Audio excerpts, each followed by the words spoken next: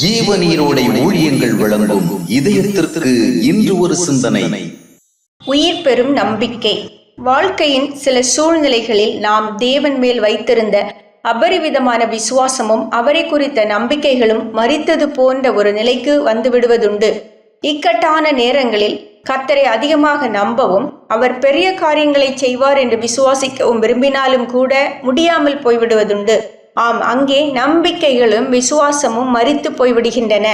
இயேசுவின் சீடர்களின் வாழ்க்கையிலும் இது நிகழ்ந்தது. 3½ ஆண்டு காலமாக இயேசுவின் வல்லமைகளையும் மகத்துவங்களையும் நேரில் கண்டு அவர் மேல் பெரிய நம்பிக்கைகளை வைத்திருந்தவர்கள்தான் அவர்கள். ஆனால் இயேசு சிலுவையில் அறையப்பட்ட சூழ்நிலையில் அவர்களின் நம்பிக்கைகள் மரித்தது போன்ற ஒரு செயல்படா நிலைக்கு வந்துவிட்டது. அவர்கள் கொண்டிருந்த பழைய நம்பிக்கையை சார்ந்து நின்று தைரியமாக செயல்பட முடியவில்லை. அவர்கள் தடுமாறிக்கொண்டே இருந்தனர். ஆயினும் அவர்களின் மனம் இயேசுவை நோக்கித்தான் சென்றது. அவர்களின் உள்ளம் அவருக்காக ஏங்கியது. மலை போன்ற அவர்களின் விசுவாசம் மரித்து போய்விட்டது போன்ற நிலைமை ஏற்பட்ட பின்னரும் அவர்களின் இருதயம் இயேசுவை காண வாஞ்சித்து தேடியது. அங்கே முதலாவது அவர்கள் இயேசுவை கண்டனர்.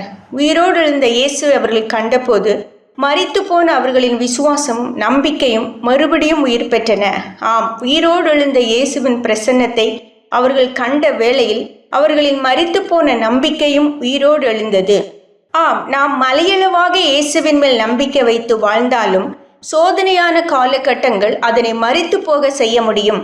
முயற்சி செய்து பார்த்தால் கூட நம்பிக்கையோடு இருக்க முடியாமல் போய்விட முடியும். ஆயினும் நம்முடைய இதயம் இயேசுவை நோக்கியே செல்லுமாயின் அங்கே மரித்து போன நம்பிக்கைகள் மறுபடியும் உயிர் பெற வாய்ப்புண்டு. எனவே மீண்டும் மீண்டும் வலிமையாக விசுவாசிப்பதற்கும் உறுதியாக நம்புவதற்கும் மாம்சீகமாக முயற்சிக்காமல் நம்முடைய விசுவாசத்தை உயிர் பெற செய்யும் வல்லமையுடைய இயேசுவை நோக்கி நம்முடைய மனம் தீவிரமாக செல்ல வேண்டும். ஏனென்றால் இறை நம்பிக்கை என்பது சுய முயற்சியின் விளைவு அல்ல.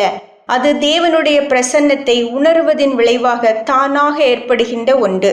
உயிரோடு எழுந்த இயேசு அன்று சீடர்களுக்கு தம்மை உயிரோடு இருக்கிறவராக வெளிப்படுத்தினது போல இன்று நமக்குள்ளும் வெளிப்படுத்தும் போது நம்முடைய நம்பிக்கைகள் தானாக உயிர் பெற்றுவிடும்.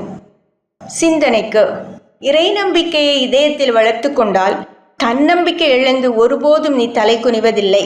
இறை நம்பிக்கையை இதயத்தில் வளர்த்து கொண்டால் தன்னம்பிக்கை இழந்து ஒருபோதும் நீ தலை குனிவதில்லை.